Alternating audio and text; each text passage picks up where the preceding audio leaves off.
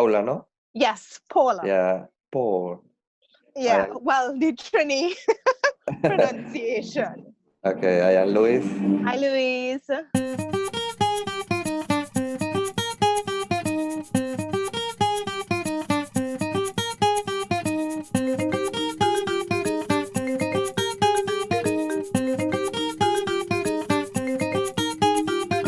Norelsi is from Venezuela. Venezuela. Okay, I figured. Yes. Okay, yo también.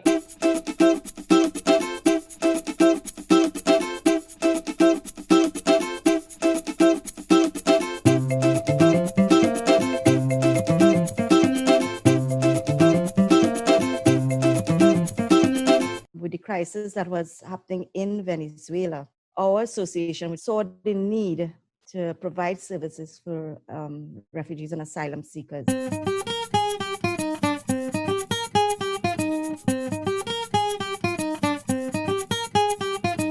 I work in a hospital about 1 year because when I work, my money is low poquito, so I can buy food for my children. So that is why I come to Trinidad. I am very proud I could coming out from that, maybe that hole for me, because for me was a hole because I'm very deep.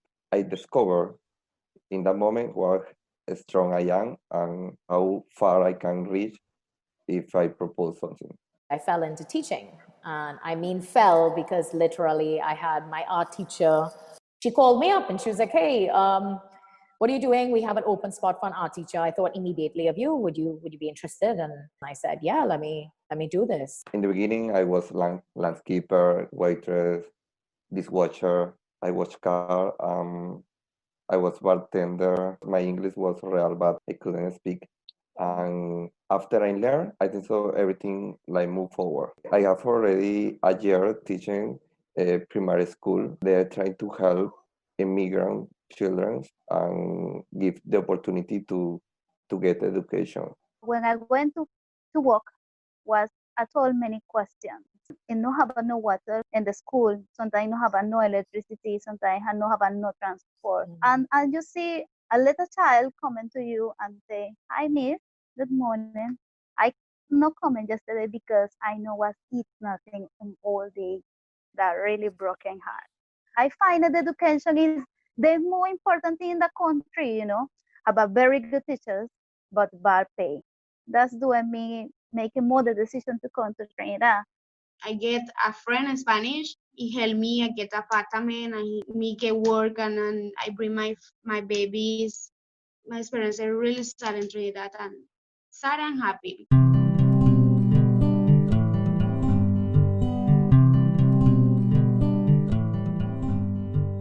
I love helping people to be able to make a difference in somebody, to be able to actually solve a problem, to be able to see somebody smile. Oh my gosh, I have not regretted making this decision. Every day is different. I love that part because when you're working with children, every day they have something they doing something that you really get impressed about what intelligent they are and what smart and what is the possibility they can get in real fast. That is I love from the children and really I don't have a normal day in the school. Never. Always is something new and very nice, and I love that part from my new job.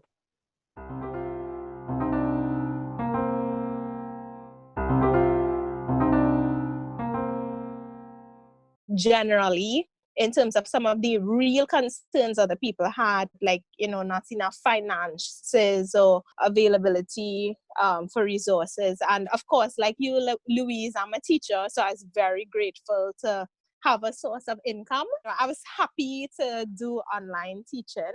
It helped with the monotony of things. When COVID-19 come, I need to work and I need to send money in Venezuela. I need to pay rent here. I need to buy food. I need to food for my children in Venezuela, food for my daughter here. I need to buy pampers. It's real hard. We had a lot of our Spanish community calling and say that the landlords putting them out because they cannot pay rent. A lot of them were involved in the food industry, and that was one of the first places to have a lockdown. So a lot of them didn't have food, they didn't have money. My girls no going to school. That is the first circumstance change. I was working in a ceiling place and then stopped to work because more than this stuff coming from China. That's really changed my life. The people say, no, we saw the news, we know what is happening. No, you have to live inside for see what is happening. But really, I can see this in this time, the COVID-19. I saw a lot of people giving food, give food to the family, getting pampers for children.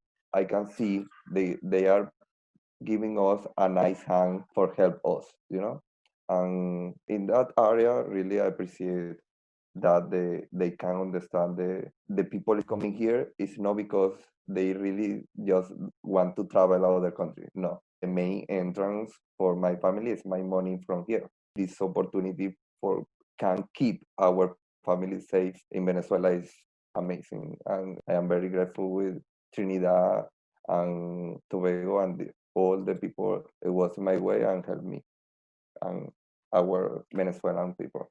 Unfortunately, I know when Venezuelans started to come to Trinidad, it really wasn't nice and the people didn't understand what was going on. So I really appreciate hearing your experience. I could empathize with the burden of having to be responsible for your family and that kind of thing.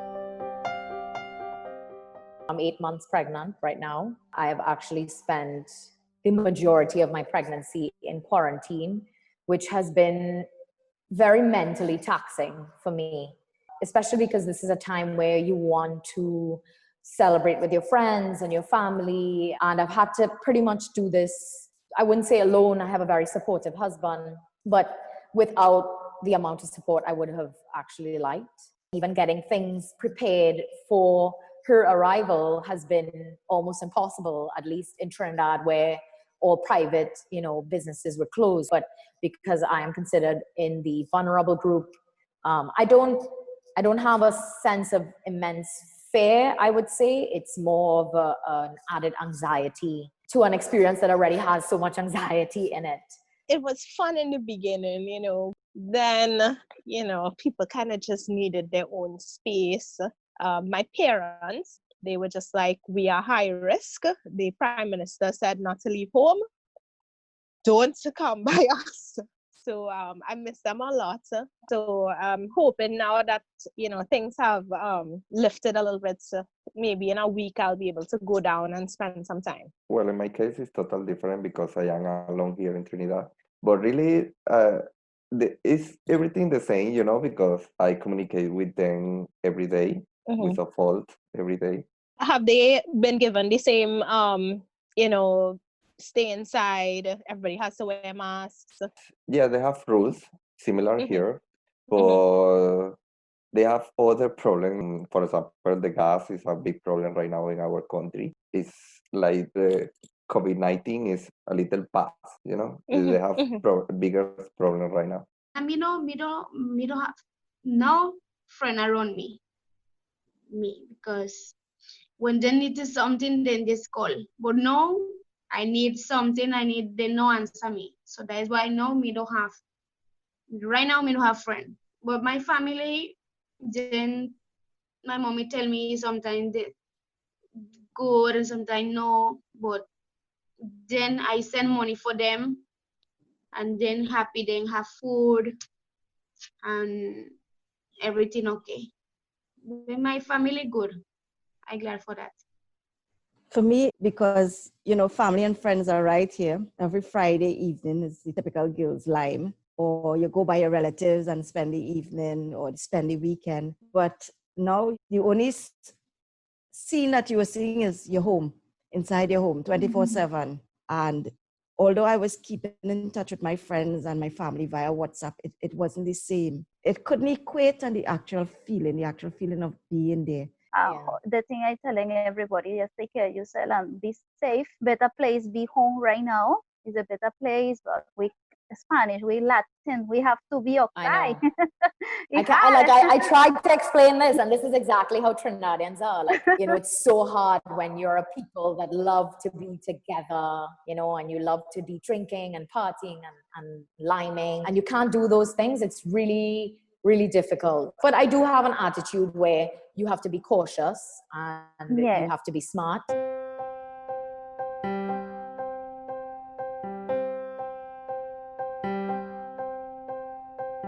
My dream for my child, I want them getting a good education, getting two language, getting bilingual. I want them getting a good future. I want them be a good woman, an honest woman, and good person. If next day I'm going to die, I want somebody say that was a good person. I was thinking in my head, okay, what do I want? And, you know, I know I'm a future mom, you know, or a mother already. It's interesting to see that as a parent, your dreams and hopes are now completely integrated with the dreams and hopes that you have for your children. For me, I do agree with a lot that you said. I want for my child to have opportunities to be successful in whichever way they want to be successful. My dreams and hopes generally are that I get to experience a better world than the world that we currently live in. My big daughter, want to go America for school and she want to go there, so I need to work hard. I want a future for she. I want to get a good life for my children, for my family. I don't want them no home, no food. I want them have everything. I give them everything. As a nurse, we have to put ourselves second and our patient first. If I had not met my husband or had kids, my dream is to travel the world. It makes you appreciate life. It has made me appreciate my country. I always tell people, I said, Trinidad is beautiful. In some parts of the world, you can't have a mosque and a church next to each other or a mosque and a temple next to each other. If you get the opportunity, that same nursing that you have, go see the world, let your children see the world, let them experience, because where we are is only one speck of this whole planet. Really, I would like to return my country and see my country totally different and see the country that I thought when I was young there will be. And really, I would like to see my family, to enjoy my parents. They are still with strength and like for enjoy with you, like travel with them, enjoy all the things, the knowledge and the experience they have to share with you. I hope